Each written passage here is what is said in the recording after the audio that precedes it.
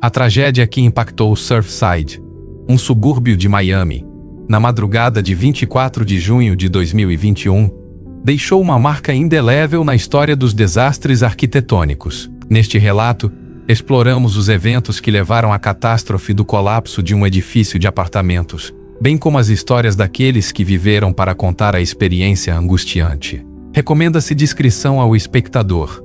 Vamos começar. Catástrofe 1. Na noite de 24 de junho, Nicholas Balboa passeava com seu cachorro pela praia quando ouviu um estrondo ensurdecedor. Apesar do clima tranquilo, percebeu que algo horrível havia ocorrido. Ao chegar ao local, deparou-se com o horror de um edifício residencial de vários andares que havia colapsado, levando consigo pelo menos a metade dos 136 apartamentos. Em apenas 12 segundos, a tranquilidade de centenas de famílias se transformou em caos e desespero. No meio da escuridão, Balboa ouviu uma voz infantil pedindo ajuda. Era Jonah, que estava preso em um espaço estreito entre dois muros colapsados, desesperado para encontrar sua mãe, Stacy. Apesar da urgência, Balboa não conseguiu libertá-lo sozinho. E quando os socorristas finalmente chegaram, a magnitude da tragédia se tornou evidente. Mais de 80 equipes de resgate foram mobilizadas na cena, mas os números iniciais eram aterradores: 35 resgatados, 1 morto e 159 desaparecidos. Jonah foi um dos resgatados, mas seu estado era crítico. Enquanto lutava pela vida no hospital, a busca por sua mãe se tornava cada vez mais desesperada. À medida que os dias passavam, a situação se tornava mais sombria. 12 dias após o colapso, o número de mortos havia subido para 46. A angústia de Jonah aumentava ao não saber o destino de sua mãe. No dia 23 de julho, o número final de vítimas foi divulgado. 98 pessoas perderam a vida nesta tragédia. As famílias das vítimas exigiram respostas sobre as causas do colapso, e o que descobriram foi ainda mais perturbador. Danos estruturais críticos haviam sido documentados anos antes do colapso, revelando uma série de negligências que levaram a esta tragédia. O edifício de apartamentos, parte de um complexo de 3 torres, foi construído com violações aos códigos de construção. Os engenheiros descobriram que as vigas de suporte no nível do estacionamento subterrâneo tinham menos reforço de metal do que o exigido. Além disso, um erro na construção da piscina, localizada logo acima do estacionamento, permitiu que a água se acumulasse, erodindo lentamente as vigas de suporte. Apesar de a empresa proprietária do edifício ter sido informada sobre esses problemas em 2018, os reparos nunca foram realizados. Um ano antes do colapso, um vídeo mostrou enormes rachaduras no estacionamento, mas nenhuma medida foi tomada.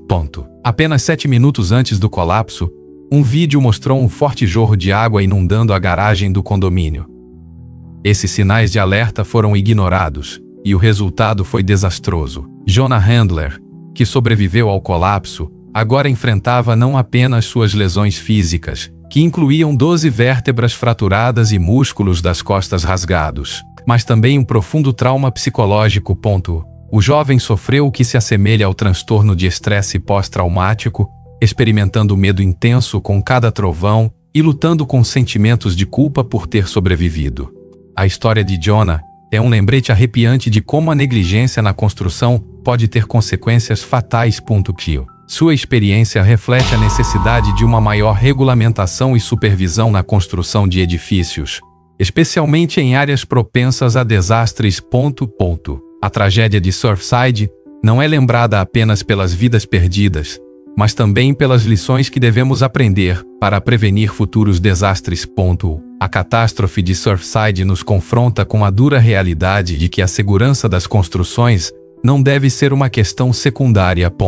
Cada vida perdida representa uma história, uma família despedaçada, e nos lembra da importância da responsabilidade no projeto e manutenção de edifícios. Jonah Handler, apesar de suas feridas, é um símbolo de esperança e resiliência, e sua história deve ser contada e lembrada. É essencial que continuemos lutando por justiça para as vítimas e suas famílias, e que trabalhemos por um futuro mais seguro na arquitetura e na construção. Se você chegou até aqui, eu o encorajo a dar curtir e se inscrever no canal para continuar desfrutando de conteúdo fascinante como este. Seu apoio é muito importante para nós. Catástrofe 2. Naquela noite, mais de 1.600 pessoas se reuniram no Hyatt para desfrutar de uma grande festa. Entre elas, muitos visitantes estavam nos corredores elevados localizados nos segundos, terceiros e quartos andares, de onde podiam apreciar uma vista impressionante do átrio. Mark Williams, um homem de 34 anos, se aproximou do bar quando, de repente, ouviu um forte estrondo. Em um instante, o corredor do quarto andar, onde estavam aproximadamente 20 pessoas, se desprendeu e caiu sobre o corredor do segundo andar, que ainda tinha 40 pessoas nele. Em questão de segundos, 58.000 calor de aço e concreto caíram sobre o saguão do hotel, preenchendo o ar com um silêncio inquietante que logo foi interrompido por gritos de pânico. Mark percebeu que estava preso sob os escombros, com ambas as pernas quebradas e suspeitando de uma fratura na coluna vertebral, embora a dor intensa fosse ofuscada por uma explosão de adrenalina que o impedia de sentir o dano. A situação de Mark se tornou crítica quando um torrente de água começou a inundar a área. O colapso havia danificado os canos de alta pressão, e a água começou a brotar rapidamente. Preso e com o rosto pressionado contra o chão pelos escombros, Mark começou a se afogar, sem saber que havia fios elétricos expostos ao seu redor, aumentando o risco de eletrocução. Os socorristas e médicos que chegaram ao local ficaram impressionados com a magnitude da tragédia. Quase 200 pessoas foram atendidas, embora muitas estivessem presas sob os escombros. Apesar de mais de 100 socorristas e voluntários terem chegado em menos de 50 minutos, não conseguiram libertar as vítimas devido ao tamanho das lajes de concreto, que se mostraram impossíveis de mover com os equipamentos disponíveis. Uma potente grua chegou ao local naquela mesma noite, e às 3h da manhã, a primeira grande laje de concreto foi levantada com sucesso. No entanto, o caminho para a recuperação das vítimas ainda estava longe. Mark foi descoberto 9 horas após o colapso, quando ouviu o ruído das máquinas acima dele e começou a gritar desesperadamente. Embora os socorristas tenham ouvido seus gritos, a situação era perigosa. Os martelos pneumáticos trabalhavam perigosamente próximos ao seu corpo. E finalmente, após 9h30 de angústia, Mark foi resgatado. Ele se tornou o último sobrevivente retirado dos escombros. Na manhã seguinte, o balanço era devastador.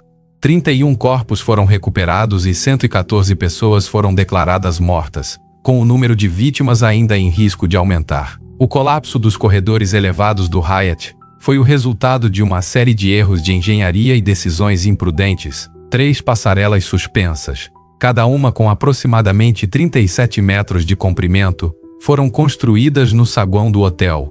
A passarela do terceiro andar estava ligeiramente deslocada, enquanto as do segundo e quarto andares estavam alinhadas.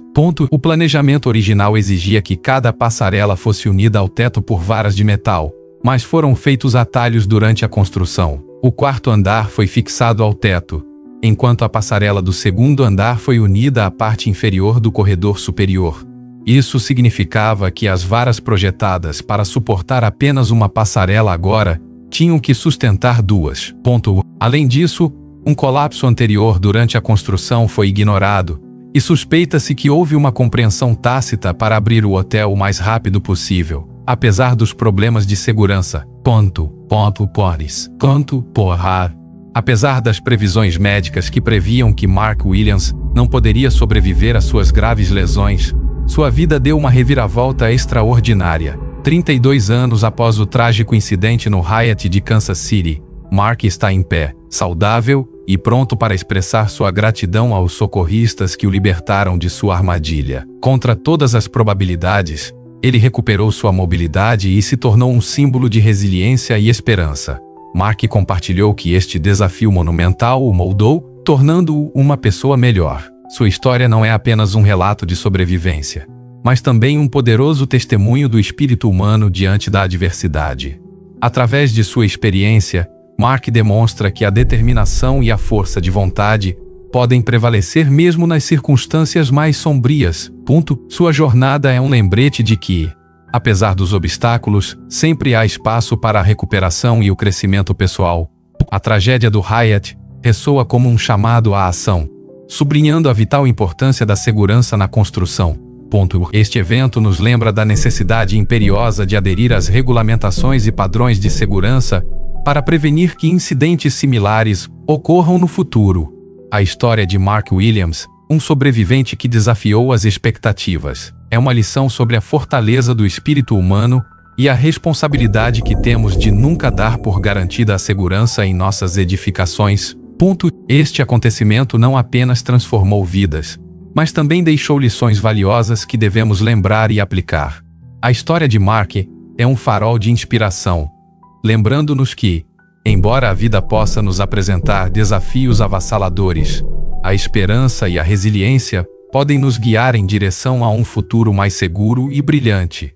Seu legado perdura como um lembrete de que, em meio à tragédia, a humanidade pode encontrar sua maior força. Espero que você tenha gostado desta incrível jornada. Inscreva-se e não perca nosso próximo vídeo. Até a próxima!